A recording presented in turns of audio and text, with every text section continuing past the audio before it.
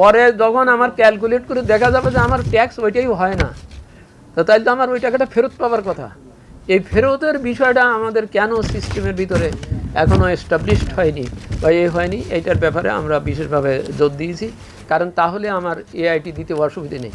কারণ আমি উৎপাদন পর্যায়ে এটা দিতে যেই যদি আমার খরচ ওখানেই বেড়ে যায়, আমার পুঁজি শর্ট হয়ে যায়, আমি ইভেন পরে যে ট্যাক্সটা পে করব সেটার টাকাও যদি আমার না থাকে, তাহলে তখন আমি কি করব?